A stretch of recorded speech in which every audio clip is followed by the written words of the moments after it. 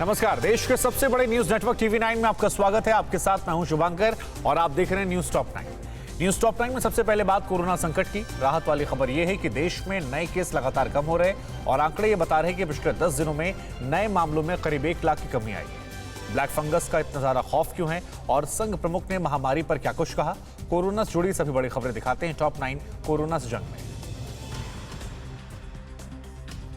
देश में कोरोना के नए मामले धीरे धीरे कम हो रहे हैं। पिछले 24 घंटे में देश में कोरोना के कुल 3,10,580 मामले आए हैं, लेकिन मौत के आंकड़ों ने फिर से डरा दिया। देश में 24 घंटे में 4,075 लोगों की मौत हो गई, लेकिन राहत की बात ये है कि इस दौरान 3,62,000 से ज्यादा लोग रिकवर भी हुए। दिल्ली और यूपी में कोरोना महामारी काफी हद तक काबू में दिख रही है। पिछले 24 घंटे में दिल्ली में सिर्फ 6,430 केस आए, जबकि एक दिन में 11,592 लोग रिकवर हुए। हालांकि इस दौरान 337 लोगों की मौत भी हो गई। वहीं यूपी में भी 24 घंटे में केवल 12,530 नए मरीज आए, जबकि 28,404 रिकवर भी हो गए। मगर यूपी में भी 281 की मौत के आंकड़ों ने परेशानी को बढ़ाने का काम जरूर किया। दक्षिण और पश्चिम के राज्य इस बार कोरोना की सबसे ज्यादा मार झेल रहे हैं। कर्नाटक में 24 घंटे में 41,664 नए केस आए। वहीं महाराष्ट्र में एक दिन में 34,848 पॉजिटिव केस दर्ज हुए। केरल में 32,680 नए केस आए हैं, तो वहीं तमिलनाडु में 33,000 से ज्यादा नए केस दर्ज हुए हैं। एम्स के डायरेक्टर रणदीप गुलेरिया ने कहा है कि स्टेरॉयड का दुरुपयोग करने की जरूरत है। गुलेरिया ने कहा कि यह भी ब्लैक फंगस होने की एक वजह है। उन्होंने कहा कि कोरोना पॉजिटिव डायबिटिक लोगों के स्टेरॉयड लेने से फंगल इन्फेक्शन की आशंका बढ़ जाती है, लेकिन इन दिनों देखा गया है कि मामूली दिक्कतों में भी डॉक्टर्स कोरोना पॉजिटिव मरीजों पर स्टेरॉयड का इस्तेमाल कर रहे हैं। रणदीप गुलेरिया ने कहा कि ब्लैक फंगस चेहरे, नाक, आंख या फिर मस्तिष्क को प्रभावित कर सकता है, फेफड़ों में भी फैल सकता है और आंखों की रोशनी भी जा सकती है। गुलेरिया ने कहा कि इस इन्फेक्शन को रोकने के लिए हमें प्रोटोकॉल का पालन करना होगा। यह देखा गया है कि यह एक सेकेंडरी इन्फेक्शन है और मौत का कारण बन रहा है। ब्लैक फंगस को हरियाणा में अधिसूचित रोग घोषित कर दिया गया है। इसके तहत किसी भी सरकारी और गैर सरकारी अस्पताल में अगर ब्लैक फंगस का कोई मामला आता है तो सीएमओ को उसकी जानकारी देना अनिवार्य होगा। हरियाणा सरकार के स्वास्थ्य मंत्री अनिल विज की ओर से बकायदा इसके लिए आदेश जारी कर दिया गया है। महाराष्ट्र में भी अब म्यूकोरमाइकोसिस यानी ब्लैक फंगस के इलाज के लिए अस्पतालों में अलग वार्ड बनाए जा रहे हैं। राज्य में इस बीमारी के बढ़ते मामले को देखते हुए महाराष्ट्र के स्वास्थ्य मंत्री ने सभी सरकारी और निजी मेडिकल कॉलेज के अस्पतालों को इस बारे में आदेश दिया है।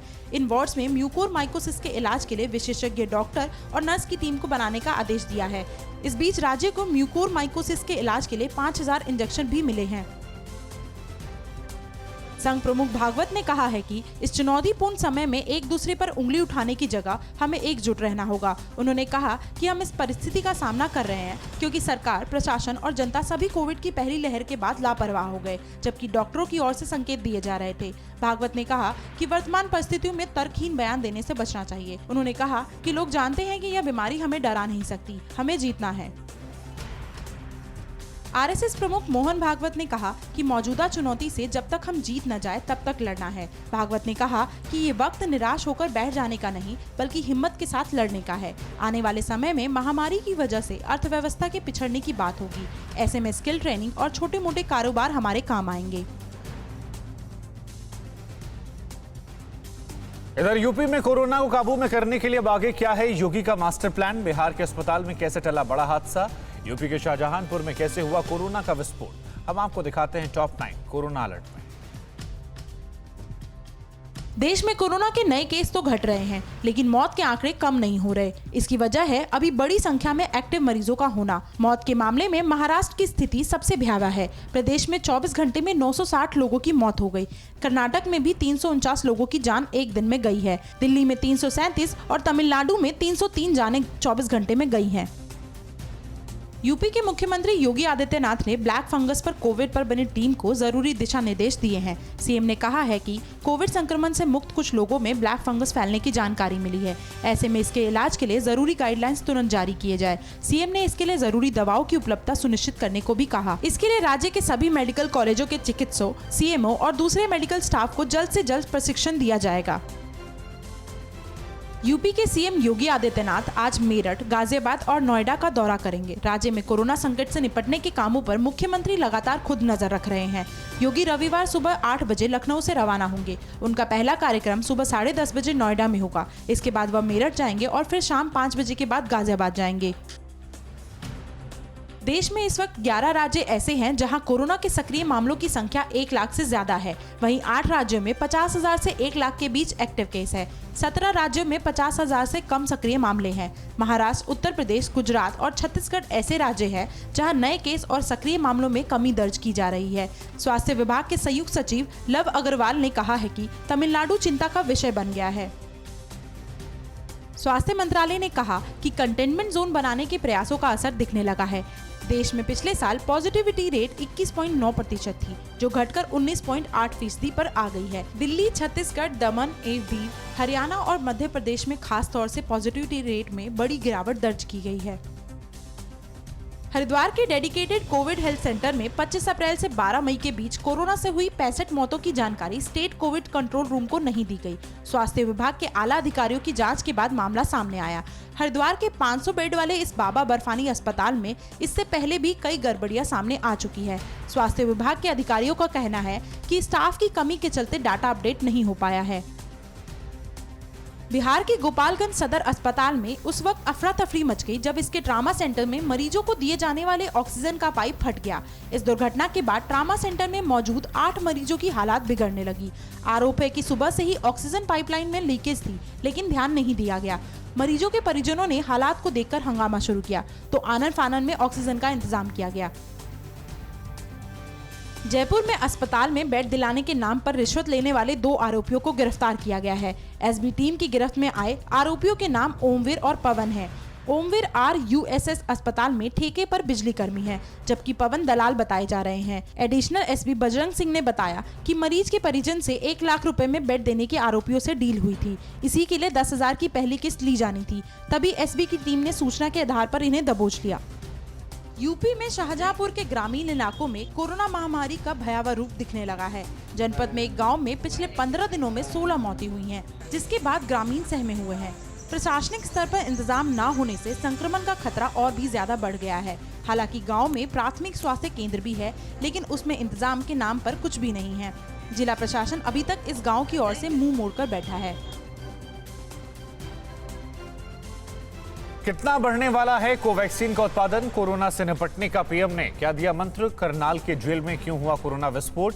कोरोना को हराने वाली खबरें दिखाते हैं टॉप 9। हारेगा कोरोना में। नीति आयोग के सदस्य वीके पॉल ने कहा है कि इस वक्त हर महीने कोवैक्सीन की लगभग 1.5 करोड़ डोज का उत्पादन किया जा रहा है। इसे 10 करोड़ प्रति माह तक बढ़ाने की योजना है। पॉल के मुताबिक 82% फ्रंटलाइन वर्कर्स को पहली डोज दी जा चुकी है, जबकि 89% स्वास्थ्य कर्मियों को वैक्सीन की पहली डोज दी गई है। छत्तीसगढ़ में 99% स्वास्थ्य कर्मियों को वैक्सीन दी जा चुकी है। उत्तर प्रदेश में आंशिक लॉकडाउन को 24 मई तक बढ़ा दिया गया है। योगी सरकार ने रेहड़ी पटरी और फुटकर दुकानदारों को 1,000 रुपए का भत्ता देने का फैसला किया है। इसके साथ BPL कार्ड होल्डर और गरीबों को 3 महीने का सूखा राशन दिया जाएगा। उधर छत्तीसगढ़ के कई जिलों में 31 मई तक लॉकडाउन बढ़ा दिया गया है। हालांकि किराना और फल सब्जी की दुकानों को शाम 5 बजे तक खोलने की इजाजत दी गई है।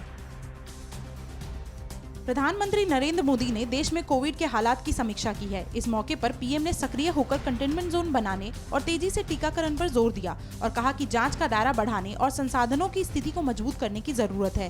साथ ही उन्होंने ग्रामीण क्षेत्रों में ऑक्सीजन के उचित वितरण पर भी जोर दिया। बैठक के दौरान अधिकारियों ने जांच, ऑक्सीजन की उपलब्धता और मेडिकल इंफ्रास्ट्रक्चर पर अपनी जानकारी भी साझा की। बंगाल में कोरोना के केस लगातार बढ़ने की वजह से संपूर्ण लॉकडाउन घोषित किया गया है। अब तक राज्य में आंशिक लॉकडाउन था। अब राज्य में 30 मई तक संपूर्ण लॉकडाउन रहेगा। जैसे ही सरकार की ओर से इसकी घोषणा की गई, बड़ी संख्या में लोग शराब खरीदने में जुट गए और इस दौरान महामारी से जुड़े सारे प्रोटोकॉल्स की धज्जियां उड़ती देखी गई। मध्य प्रदेश के मुख्यमंत्री शिवराज सिंह चौहान ने कहा कि प्रदेश में तीसरी लहर से लड़ने के लिए तैयारी शुरू कर दी गई है। चौहान ने कहा कि तीसरी लहर में बच्चों के ज्यादा प्रभावित होने की बात कही जा रही है। राज्य के स्वास्थ्य विभाग ने इसी बात को ध्यान में रखते हुए जरूरी संसाधनों को जुटाने का काम शुरू कर दिया है। संक्रमण के लक्षणों के आधार पर इलाज के दिशा निर्देश भी तैयार किए जा रहे हैं। आगरा के ग्रामीण इलाकों के लोग वैक्सीन को लेकर अजीब दुविधा में फंसे हैं। ग्रामीण वैक्सीन लगवाना तो चाहते हैं, पर ऑनलाइन प्रक्रिया की उनको जानकारी नहीं है। इसके चलते वैक्सीन नहीं लगवा पा रहे। ज्यादातर गाँवों के लोगों के पास स्मार्टफोन भी नहीं है और जिनके पास है वो पूरी प्रक्रिया को समझ नहीं पा रहे हैं। आगरा में शहरी क्षेत्रों के बाद अब ग्रामीण इलाकों में कोरोना के मामले बढ़ रहे हैं, जिससे ग्रामीण डरे हुए हैं। लेकिन इंटरनेट की कोई जानकारी नहीं था, क्योंकि मैं शुरू से यही मैंने यूज किया है, ना ही मैं स्मार्ट कार्ड के मामले कुछ जानता हूँ। करनाल जेल में एक दिन में कोरोना संक्रमण के 73 मामले सामने आए हैं। वहीं जेल में कुल 232 कैदी कोरोना संक्रमित है। कोरोना के मामले पर ब्रेक लगाने के लिए पॉजिटिव कैदियों को अलग रखा जा रहा था, फिर भी केस पर ब्रेक नहीं लगाया जा सका। एक दिन में पहले तक करनाल जेल में 159 मामले थे, जिसमें 24 घंटे में ही 73 की बढ़ोतरी हो गई है। तमाम अस्पतालों में बद इंतजामी और सुविधाओं की कमी है, तो कुछ जगहों पर हालात अलग भी है। दिल्ली के छतरपुर में मौजूद सरदार पटेल कोविड सेंटर ऐसे ही जगहों में शुमार है। यह अस्पताल आईटीबीपी की टीम के देखरेख में चलाया जा रहा है।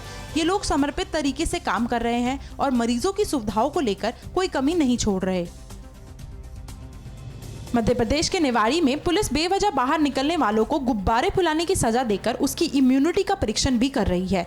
इसके लिए पुलिस 1 मिनट में 5 गुब्बारे फुलाने के लिए कहती है और फिर घर भेज देती है। पुलिस ये काम इसलिए कर रही है क्योंकि गुब्बारे फुलाने से फेफड़ों को ताकत मिलती है। इधर कोरोना संकट के बीच एक और आफत आने वाली है। चक्रवाती तूफान ताउते के आज गुजरात के तट पर पहुंचने की आशंका है। महाराष्ट्र, केरल, गुजरात में अलर्ट जारी कर दिया गया है। तूफान से निपटने के लिए सेना ने मोर्चा संभालने की तैयारियां कर ली हैं। वायुसेना के 16 मालवाहक विमान और 18 हेलीकॉप्टर को तैयार रखा गया। तटीय इलाकों की बात की जाए तो एनडीआरएफ की टीमें तैनात की गई हैं। आने वाले तूफान पर प्रधानमंत्री मोदी की भी नजर है। चक्रवाती तूफान से जुड़ी तमाम बड़ी खबरें दिखाते हैं टॉप 9 ताउते का खतरा। चक्रवाती तूफान ताउते को लेकर तटीय इलाके में हाई अलर्ट घोषित कर दिया गया है। मौसम विभाग के मुताबिक मुंबई सहित उत्तरी कोंकण में अलग अलग स्थानों पर तेज हवाएं और भारी बारिश होगी। तूफान की रफ्तार तेज हो गई है। ये गुजरात के तटीय इलाके की ओर बढ़ रहा है और 18 मई के आसपास इसके पोरबंदर और नलिया के तट को पार करने की संभावना है। तूफान दमन दीव और दादरा और नगर हवेली की ओर बढ़ रहा है। चक्रवाती तूफान ताउते को लेकर प्रधानमंत्री नरेंद्र मोदी ने कल समीक्षा बैठक की। इस बैठक में उन्होंने तूफान से निपटने की तैयारियों का जायजा लिया। पीएम मोदी ने अधिकारियों को निर्देश दिया कि सभी लोगों को सुरक्षित जगहों पर पहुंचाया जाए। साथ में ये सुनिश्चित किया जाए कि लोगों को बिजली, दूरसंचार, स्वास्थ्य, पेयजल जैसी मूलभूत सुविधाएं मिलती रहे। चक्रवाती तूफान ताउते के खतरे को देखते हुए गुजरात, महाराष्ट्र, केरल में एनडीआरएफ की कई टीमों को तैनात कर दिया गया है। महाराष्ट्र की राजधानी मुंबई में एनडीआरएफ की 3 टीमें, 14 टीमें पुणे और 1 टीम गोवा में तैनात की गई है। बीएमसी ने अग्निशमन दल के गोताखोरों को समुद्र के किनारे तैनात किया है। मुंबई के जुहू चौपाटी पर स्पीड बोट भी खड़ी की गई है। गुजरात में भी कई टीमें तैनात की गई है। तूफान ताउते ने केरल में दस्तक दे दी है। कोच्चि और कोट्टयम में कल देर शाम से ही तेज हवाओं के साथ भारी बारिश हो रही है। कोच्चि में भारी बारिश से सड़कों पर पानी भर गया है। कोट्टयम में भी बिजली के कई पोल गिर गए हैं।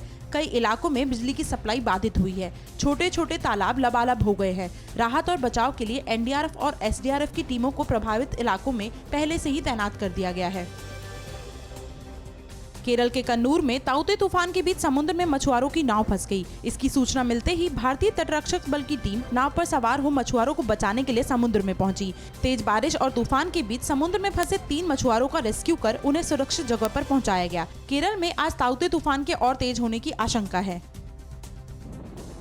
ताउते तूफान का कर्नाटक के तटीय इलाकों में असर दिखना शुरू हो गया है। कल देर शाम उडुपी के समंदर में तेज लहरें उठती दिखाई दी। तेज हवाओं और बारिश के साथ उठती लहरों ने बड़े खतरे का इशारा कर दिया है।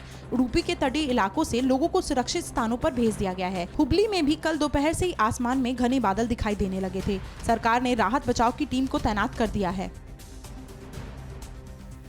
ताउते चक्रवाती तूफान का असर बीती रात से ही मुंबई और उसके आसपास के इलाकों में दिखना शुरू हो गया है। मुंबई के अंधेरी, भांडुप और दक्षिण मुंबई के कुछ इलाकों में बीती रात बहुत तेज हवाओं के साथ बारिश हुई है। मौसम विभाग ने कहा कि कल भी मुंबई सहित उत्तरी कोंकण में अलग अलग स्थानों पर तेज हवाएं और बारिश होगी।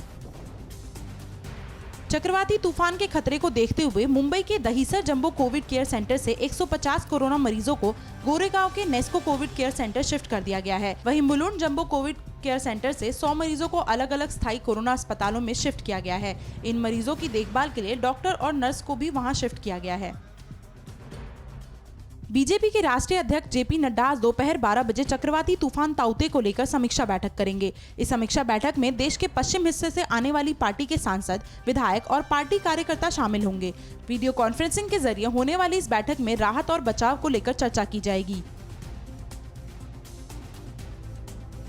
इधर आधार कार्ड नहीं होने पर टीके और अस्पताल में भर्ती करने से कोई इंकार नहीं कर सकता। पंजाब के पूर्व मंत्री नवजोत सिद्धू की मुश्किलें क्यों बढ़ी और आतंकवादियों की बड़ी साजिश को सेना ने कैसे पर्दाफाश किया, राज्यों से जुड़ी तमाम बड़ी खबरें दिखाते हैं टॉप 9 देश प्रदेश में।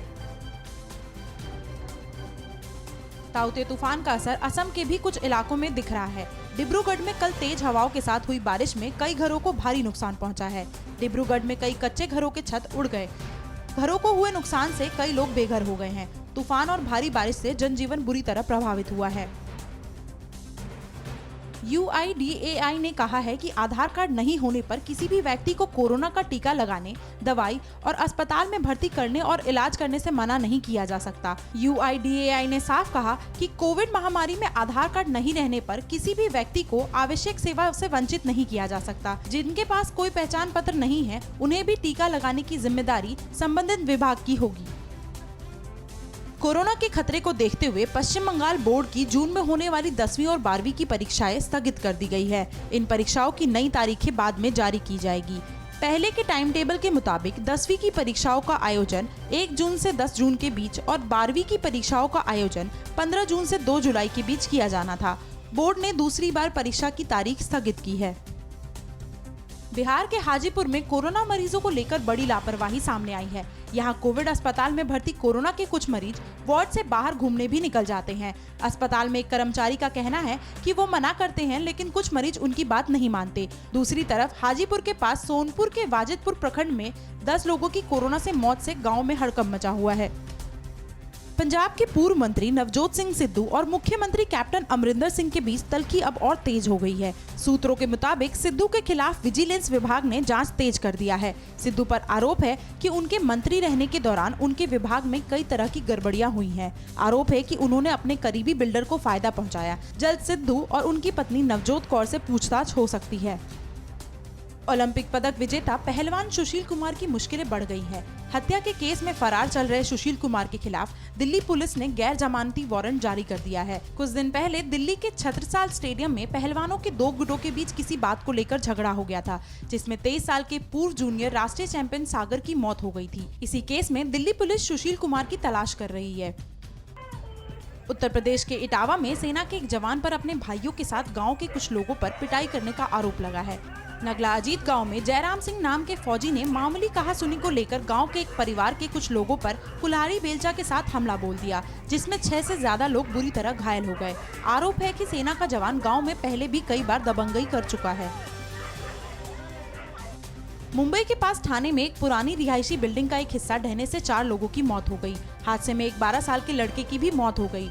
ठाणे के उल्लासनगर में यह हादसा हुआ। राहत और बचाव की टीम ने बिल्डिंग के मलबे में दबे 11 लोगों को सुरक्षित निकाल लिया। मलबे से निकाले गए लोगों को अस्पताल में भर्ती कराया गया है। जम्मू कश्मीर में सुरक्षा बलों ने आतंकी संगठन जैश-ए मोहम्मद की बड़ी साजिश को नाकाम कर दिया है। पुलवामा में सुरक्षा बलों ने 10 किलोग्राम वजन का एक IED बरामद किया है। सुरक्षा बलों ने कुछ संदिग्धों से पूछताछ के बाद आतंकियों की बड़ी साजिश का पर्दाफाश किया है। खुफिया जानकारी के मुताबिक जैश-ए मोहम्मद बड़ा हमला करने की साजिश रच रहा था। परवाह देश की, सोमवार से शुक्रवार रात 10 बजे TV9 भारतवर्ष पर।